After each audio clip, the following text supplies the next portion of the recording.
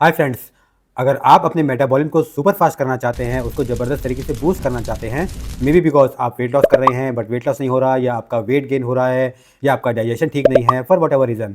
तो इस वीडियो में मैं आपको 9 ऐसी टेक्निक्स बताने वाला हूँ जो कि आप बहुत ही ईजी और सिंपल तरीके से अपने लाइफ में इनकॉर्पोरेट कर सकते हैं। और आपको सारी की सारी टेक्निक यूज़ करने की ज़रूरत नहीं है। अगर आप उनमें से कुछ टेक्निक्स भी यूज़ करते हैं तो आपको 100% बहुत अच्छे रिजल्ट मिलेंगे। तो इस वीडियो को एंड तक ज़रूर देखें।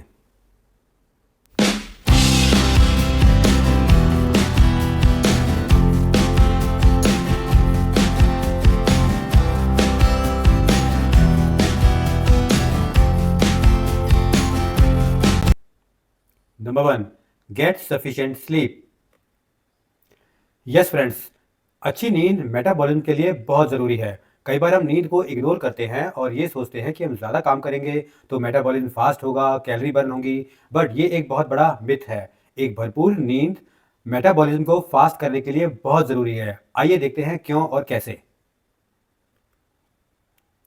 रोज़ाना 6 से 8 घंटे की एक अच्छी क्वालिटी की नींद ज़रूर प्लान करें और अपनी नींद का एक पर्टिकुलर शेड्यूल ज़रूर बनाएं। तो आप रात को चाहे तो 11 बजे से सुबह के 7 बजे तक या 10 से सुबह 6 बजे तक एक कंसिस्टेंट शेड्यूल ज़रूर बनाएं। अगर हमारी नींद अच्छी नहीं होती तो हार्मोनल बैलेंस जो होता है वो डिस्टर्ब हो जाता है, जिससे मेटाबॉलिज्म इफेक्ट होता है। नींद की कमी इंसुलिन रेजिस्टेंस को प्रमोट करती है, जिससे मेटाबॉलिज्म स्लो डाउन होता है। जब नींद गहरी होती है तो उसमें टिश्यू रिपेयर होता है, मसल की ग्रोथ होती है और ये दोनों मेटाबॉलिक हेल्थ को सपोर्ट करते हैं। स्लीप हमारे एपेटाइट रेगुलेटिंग हार्मोन्स को भी सपोर्ट करते हैं, जिससे कि जो हमारा कैलोरी इंटेक और एक्सपेंडिचर की जो साइकिल है वो भी रेगुलेट होती है। नंबर 2, ईट प्रोटीन रिच फूड। प्रोटीन को लेके भी बहुत सारे मिसकंसेप्शन होते हैं। हमें लगता है कि प्रोटीन मसल बिल्डिंग के लिए और बॉडी बिल्डिंग के लिए ज़्यादा इंपॉर्टेंट है, लेकिन ऐसा नहीं है। आइए देखते हैं कि प्रोटीन मेटाबॉलिज्म को फास्ट करने के लिए क्यों ज़रूरी होता है। आप अपने हर मील में प्रोटीन के हेल्दी सोर्सेज ज़रूर इंक्लूड करें और अपने खाने में पनीर, सोया, टोफू, बीन्स, लेग्यूम्स, अगर आप वेजिटेरियन हैं, और अगर नॉन वेजिटेरियन हैं तो एग्स, चिकन, फिश ज़रूर इंक्लूड करें। प्रोटीन जितनी हमको एनर्जी देता है, कैलोरी देता है, उससे ज़्यादा कैलोरी उसको डाइजेस्ट करने में बॉडी को इस्तेमाल करनी पड़ती है, जिससे कि मेटाबॉलिज्म बूस्ट होता है। इसको थर्मिक इफेक्ट भी बोलते हैं।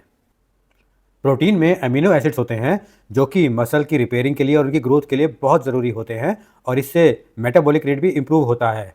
हाई प्रोटीन डाइट जो होती है वो वेट लॉस के दौरान मसल्स को प्रिजर्व करने में हेल्प करती है, जिससे मेटाबॉलिक स्लो डाउन प्रिवेंट होता है। प्रोटीन रिच मील्स फुलनेस को प्रमोट करते हैं, जिससे कि ओवरऑल कैलोरी इंटेक भी कम होता है। नंबर 3, ईट रेगुलर मील्स। ये एक बहुत ही इंपॉर्टेंट पॉइंट है। कई बार अपने लाइफस्टाइल की वजह से या अपनी नेचर ऑफ जॉब की वजह से हम मील्स को स्किप करते हैं, जो कि लॉन्ग टर्म में हमारे मेटाबॉलिज्म के ऊपर नेगेटिव इम्पैक्ट डालता है। आइए देखते हैं कैसे। अपने ब्रेकफास्ट, लंच और डिनर का एक पर्टिकुलर टाइम बनाएं और कोशिश करें कि ये तीनों मील्स आप उसी टाइम पे लें। कोशिश करें कि आपका मील जो है वो स्किप ना हो, क्योंकि जब भी हम मील स्किप करते हैं तो उससे मेटाबॉलिज्म स्लो डाउन हो जाता है और बल्कि बाद में हमें ज़्यादा भूख लगती है और हम ज़रूरत से ज़्यादा खा लेते हैं। जब भी हम अपने मील कंसिस्टेंट टाइमिंग पे लेते हैं तो वो हमारे ब्लड शुगर को रेगुलेट करने में हेल्प करता है, जिससे एनर्जी क्रैशेस भी प्रिवेंट होते हैं। अपने मेटाबॉलिक फंक्शन को प्रॉपर तरीके से चलाने के लिए अपने खाने में मैक्रोन्यूट्रिएंट्स जैसे कि फैट, प्रोटीन, कार्ब्स, इनका एक बैलेंस्ड अमाउंट लें। और जो कंसिस्टेंट मील टाइमिंग होती है हमारे खाने की, वो हमारे हंगर हार्मोन्स को कंट्रोल करने में हेल्प करती हैं, जिससे हम अनहेल्दी खाना खाने से बच सकते हैं। Number 4, limit added sugars. ये one of the most critical point है। शुगर सिर्फ हमारे मेटाबॉलिज्म को ही नहीं बल्कि हमारी हेल्थ को मल्टीपल तरीके से डैमेज करती है। और शुगर वो शुगर ही नहीं जो कि हम नॉर्मली मिला के किसी चीज़ में पीते हैं या खाते हैं, बट ये शुगर कई तरीके के फॉर्म में मल्टीपल टाइप के फूड में हो सकती है। किसी भी तरीके का सॉफ्ट ड्रिंक है, पैकेज्ड फूड है या शुगरी स्नैक्स होते हैं, उनको अवॉइड करें या मिनिमाइज़ करें। और जो भी आप फूड आइटम लाते हैं तो उसके लेबल ज़रूर चेक करें, क्योंकि उसमें शुगर मल्टीपल फॉर्म में हो सकती है, जैसे कि सुक्रोज़ के नाम से, फ्रुक्टोज़ के नाम से। और एक्सेसिव शुगर जो होती है वो इंसुलिन रेजिस्टेंस को इंक्रीज़ कर देती है, जिससे मेटाबॉलिक डिसीज़ होने का रिस्क फैक्टर बहुत बढ़ जाता है। शुगरी फूड जो होते हैं वो मेनली एम्प्टी कैलोरीज देते हैं, जो कि वेट गेन का एक बहुत बड़ा रीज़न होता है। हाई शुगर कंजप्शन से इन्फ्लेमेशन हो जाती है, जिससे मेटाबॉलिक प्रोसेस भी डिस्टर्ब होती है। जब हम शुगर को कट बैक करते हैं तो हमारा ब्लड शुगर भी रेगुलेट होता है, जिससे कि मेटाबॉलिक हेल्थ भी इंप्रूव होती है। Number 5, include strength training. Strength training metabolism को इम्प्रूव करने में बहुत हेल्प कर सकती है। हमारी जो मसल्स हैं वो कैलोरी बर्न करने की मशीन बन सकती हैं। आइए देखते हैं कैसे। अपने डेली रूटीन में रेजिस्टेंस एक्सरसाइजेज जैसे कि वेट लिफ्टिंग को इंक्लूड करें और मल्टीपल मसल ग्रुप्स को ट्रेन करने के लिए कंपाउंड मूवमेंट पे फोकस करें। मसल्स की जो टिश्यू होती हैं वो मेटाबॉलिकली ज़्यादा एक्टिव होती है और वो ज़्यादा कैलोरी बर्न करती हैं, इवन जब वो रेस्ट में होती हैं तब भी।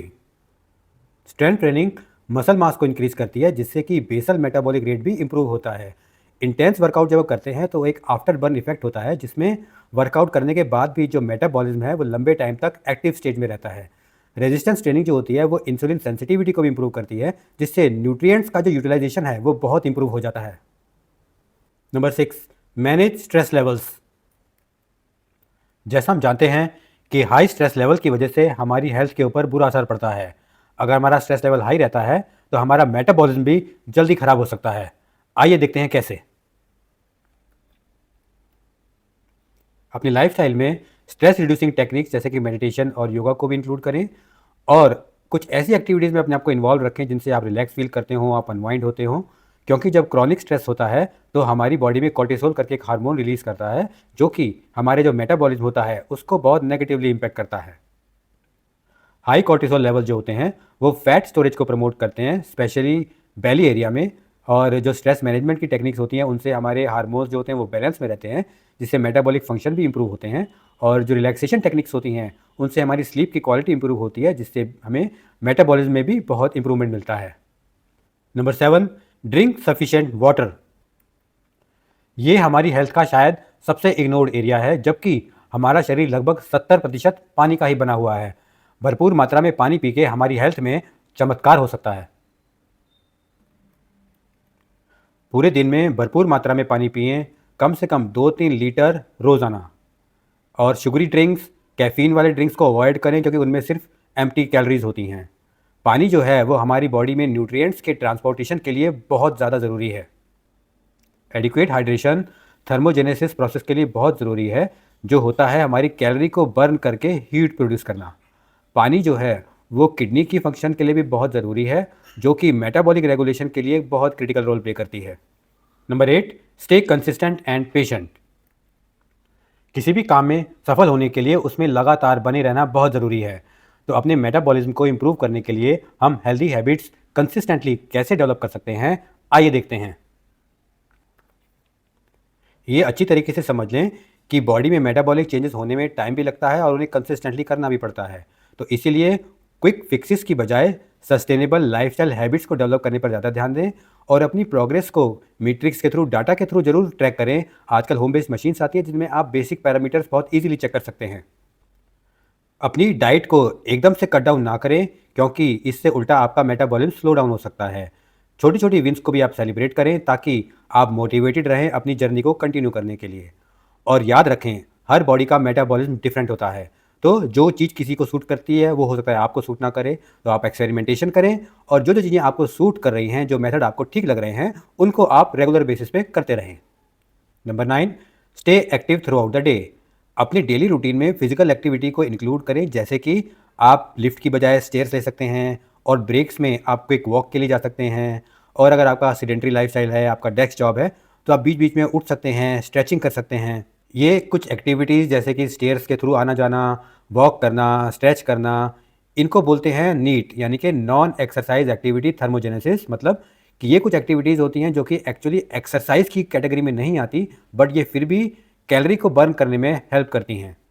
रेगुलर एक्टिव रहने से हमारा जो मेटाबॉलिज्म है वो स्लो नहीं होता और रेगुलर मूवमेंट रहने से हमारा जो सर्कुलेशन है वो इंप्रूव रहता है, जैसे न्यूट्रिएंट की डिलीवरी अच्छी होती है और मेटाबॉलिक एफिशिएंसी इंप्रूव होती है। कंसिस्टेंट फिजिकल एक्टिविटी जो होती है वो माइटोकॉन्ड्रियल फंक्शन को इंप्रूव करती है, जो कि हमारे सेल्स का पावर हाउस होता है और एनर्जी को प्रोड्यूस करने में हेल्प करता है। आई होप आपको ये वीडियो अच्छा लगा होगा। तो इसमें बताई हुई टेक्निक्स को इस्तेमाल करें और अगर आपको बेनिफिट मिलते हैं तो उसको कमेंट्स में ज़रूर शेयर करें। और आपका कोई क्वेश्चन है या कुछ आप पूछना चाहते हैं तो भी आप कमेंट्स में ज़रूर बताएं। और इस वीडियो को लाइक कर दें, चैनल को सब्सक्राइब कर लें और अपनी फैमिली में, फ्रेंड्स में किसी को डाइजेस्टिव इशू हैं या मेटाबॉलिक डिसऑर्डर्स हैं तो उनके साथ ये वीडियो ज़रूर शेयर करें। See you in the next video.